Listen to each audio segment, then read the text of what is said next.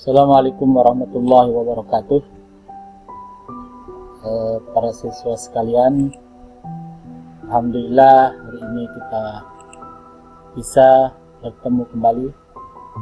Nah, hari ini kita akan melanjutkan pembelajaran kita dalam pelajaran PAIBP atau Pendidikan Agama Islam dan Budi Pekerti. Ya, bersama saya Pak Musoni. Hari ini kita akan membahas bab 3, yaitu bab tentang toharoh atau bersuci. Nanti kita akan berbicara tentang apa itu bersuci, kemudian apa dalil tentang bersuci, kenapa kita harus melaksanakan toharoh. Kemudian berikutnya kita akan membahas tentang ketentuan tentang toharoh, dan terakhir kita akan membahas tentang hikmah toharoh. Baik para siswa sekalian, berikutnya kita akan membahas tentang pengertian apa itu toharoh. Nah, toharoh menurut bahasa artinya adalah membersihkan, bersih-bersih, mencuci baju, mengepel lantai, mencuci piring. Itu kalau menurut bahasa namanya toharoh. Nah, sedangkan toharoh menurut istilah, apa sih toharoh itu? Toharoh atau bersuci itu artinya adalah menghilangkan hadas, najis, dan kotoran dari tubuh yang menyebabkan tidak sahnya ibadah lainnya. Kemudian alatnya menggunakan air atau tanah yang bersih. Jadi ada bersuci yang menggunakan air, ada yang bersuci menggunakan tanah sebagai media. Nah, kemudian bersuci itu ada kalanya bersuci dari hadas, ada yang kalanya bersuci dari najis. Nah, nanti akan kita bahas apa itu bedanya hadas dan najis. Nah, namun sebelumnya kita akan bahas tentang dalil toharoh. Apa dasar hukum kenapa kita melakukan toharoh? Dalam Al-Quran surat Al-Baqarah ayat 122 Allah berfirman, A'udzubillahi minasyaitonir rajim. Bismillahirrahmanirrahim. Innallaha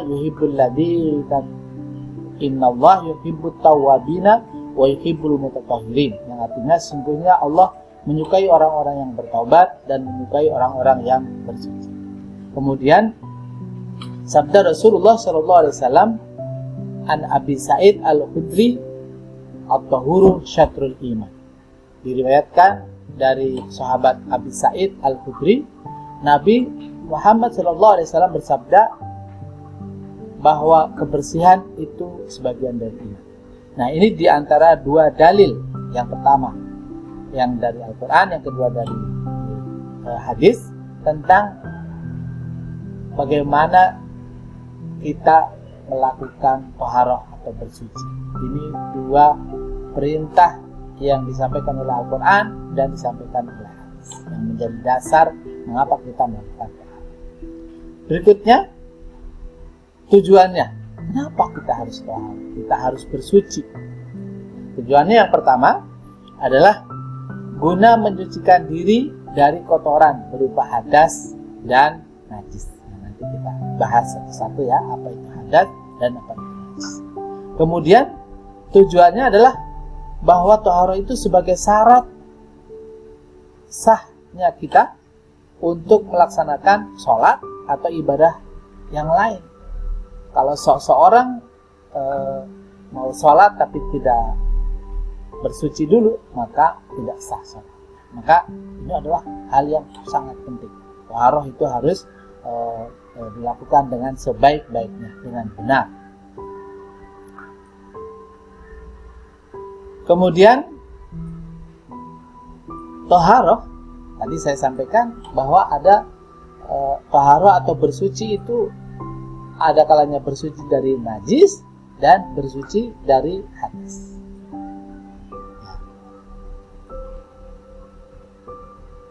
Apa itu bedanya najis dan hadas? Najis adalah kotoran yang menjadi sebab terhalangnya seorang untuk beribadah kepada Allah. Itu namanya najis. Kotoran binatang, darah, nanah dan sebagainya itu disebut najis, yaitu kotoran. Kemudian berikutnya hadas. Hadas itu apa? Hadas itu adalah keadaan tidak suci pada seorang muslim yang menyebabkan ia tidak boleh sholat, tawaf, baca Quran dan sebagainya. Apa itu keadaan tidak suci? Misalnya seseorang setelah buang air kecil, buang air besar, atau seorang keluar buang angin, buang angin. Nanti lebih jelasnya akan kita bahas pada slide berikutnya. Ya, sekarang kita membahas tentang najis dan cara mensucikan. Najis itu dibagi menjadi 3. Yang pertama adalah najis mukhafafah, yaitu disebut najis ringan, yaitu najis bayi, air kencing bayi laki-laki yang belum berumur 2 tahun dan belum memakan apapun kecuali air susu ini, baru makan ASI saja. Jadi bayi laki-laki yang umurnya kurang dari 2 tahun dan baru makan minum hanya ASI saja. Nah, itu masuk dalam kategori najis mukhafafah. Bagaimana cara mensucikannya? Cara mensucikannya adalah dengan cara memercikkan atau mengusapkan air yang bersih, yang suci pada permukaan yang terkena najis. Ya, jadi mudah. Tapi hanya itu saja, yaitu hanya air kencing bayi laki-laki yang berumur kurang dari 2 tahun dan baru mendapat asupan berupa ASI saja, tidak mendapat makanan atau minuman pendukung lainnya, susu formula dan sebagainya, belum. Ya. Kemudian yang kedua, najis mutawasitoh, yaitu najis sedang. Najis sedang itu najis yang paling kita sering temukan di dalam kehidupan kita sehari-hari. Karena itu kalian harus paham semua apa itu ya, termasuk dengan najis mutawasitoh dan bagaimana cara membersihkan. Nah, yang termasuk dalam najis mutawasitoh yaitu darah, nanah, air seni atau air kencing, tinja itu kotoran manusia, bangkai binatang, kotoran binatang dan sebagainya. Ini adalah najis yang sering kita temukan. Nah, najis mutawasitoh ini terbagi menjadi 2. Yang pertama adalah najis hukmiyah, yaitu najis yang diyakini adanya tetapi tidak nyata wujudnya. Apa itu? Yaitu contoh yang mudah adalah bekas air kencing yang sudah kering, sudah tidak kelihatan bekasnya. Itu adalah najis hukmiyah. Kemudian yang berikutnya yaitu najis ainiyah. Apa itu najis ainiyah? Yaitu najis yang tampak wujudnya. Kayak tadi yang dijelaskan, ada darah kelihatan merah, ada kotoran manusia, ada bangkai binatang dan sebagainya. Kemudian kita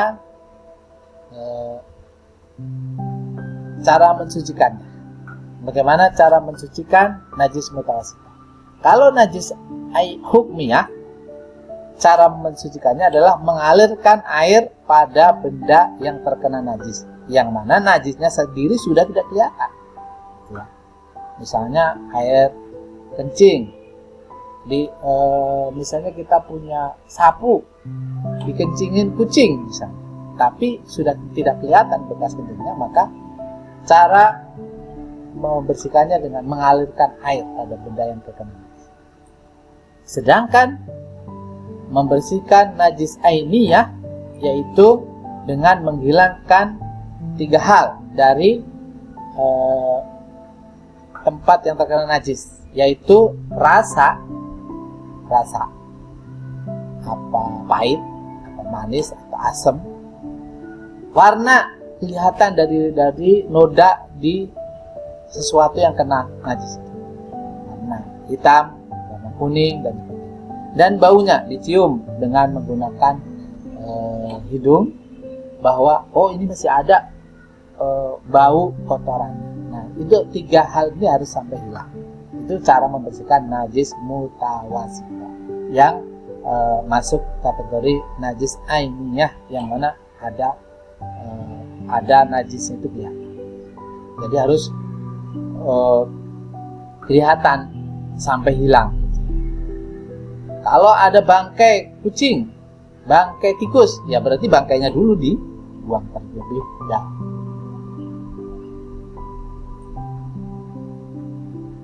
Yang berikutnya, ini najis mughaladzah. Mughaladzah yaitu najis berat, yaitu najis yang berasal dari anjing dan babi. Bulunya, kulitnya, darahnya, dagingnya, tulangnya, itu semua disebut najis mughaladzah, najis berat. Oleh karena itu, kita sebagai orang Islam tidak disarankan untuk memelihara anjing di rumah, untuk berhati-hati supaya terhindar dari najis mughaladzah. Bagaimana cara membersihkan najis mughaladzah? Yaitu dengan membasuh sebanyak 7 kali. 1 kali diantaranya menggunakan tanah. Jadi dibasuh 5 kali dengan menggunakan air. Kemudian yang ke-6 kalinya dibasuh dengan menggunakan campuran tanah dengan air, jadi seperti lumpur, diusapkan di sesuatu barang ya atau benda yang terkena najis mughaladzah. Kemudian terakhir disiram dengan air, yaitu yang ke-7. Jadi 7 kali, 1 kalinya dengan debu. Itu tadi kita bicara tentang najis. Kemudian berikutnya, kita akan bicara tentang hadas. Hadas itu apa? Apa bedanya hadas dengan najis? Hadas